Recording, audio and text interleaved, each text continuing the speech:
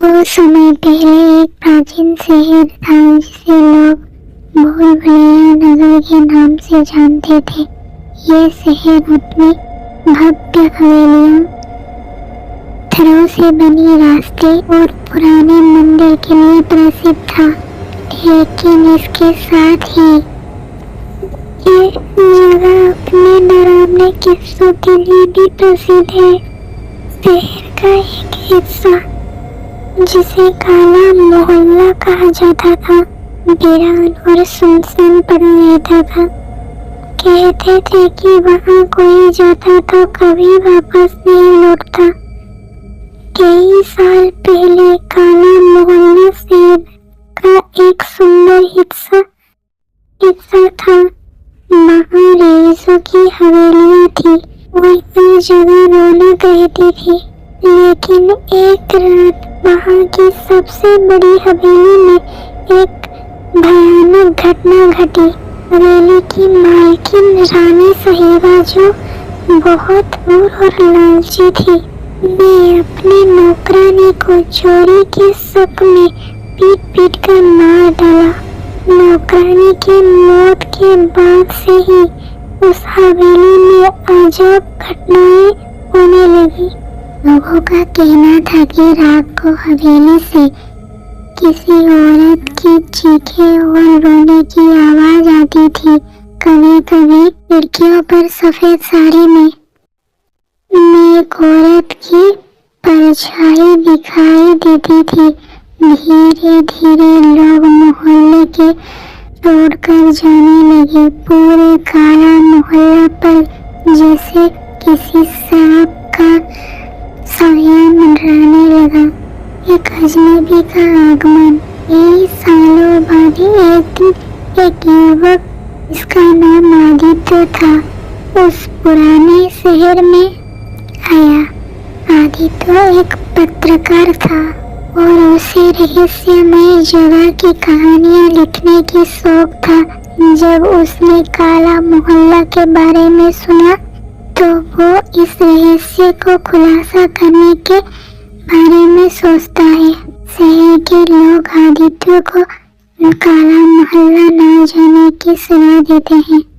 वो कहता है वहाँ जो गया कभी लौट कर नहीं आया।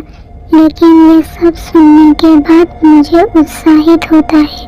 रात के समय आदित्य ने काला मोहल्ला जाने का फैसला किया। पूरा मोहल्ला सुनसान और अंधेरे में डूबा हुआ था। जैसे ही उसने मोहल्ले में कदम रखा, एक अजब सन्नाटा था।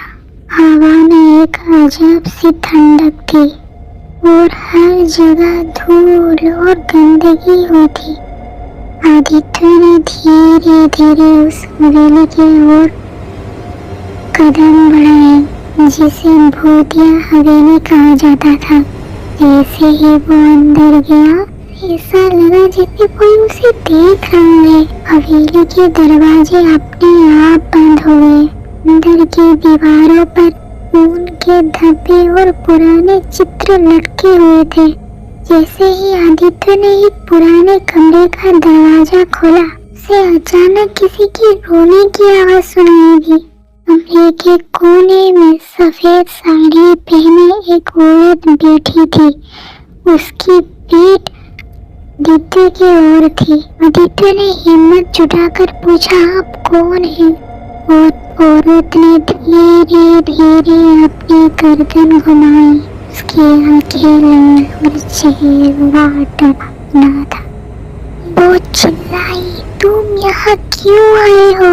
आदित्य डर के मारे पीछे हट गया। आदित्य डर के मारे पीछे हो गया। तभी हवेली की खिड़कियां और दरवाजे जोर जोर से खुद बंद खोलने हो रहे थे।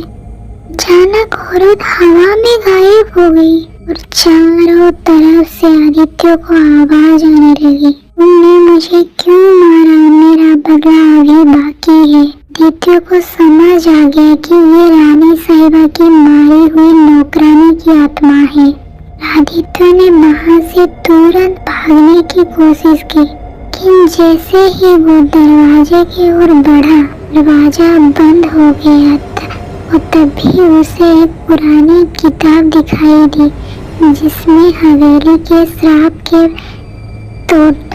को तोड़ने का तरीका लिखा था कि आत्मा को शांति तब मिलेगी जब उसकी मृत्यु के बारे में सच उजागर होगा और उसे इंसाफ मिलेगा। दित्य ने शहर लौटकर उस घटना की पूरी सच्चाई सबके सामने उजागर की। उसने साबित किया कि नौकरानी निर्दोष थी और रानी साहिबा ने उस पर झूठा आरोप लगाया और उसे मार डाला।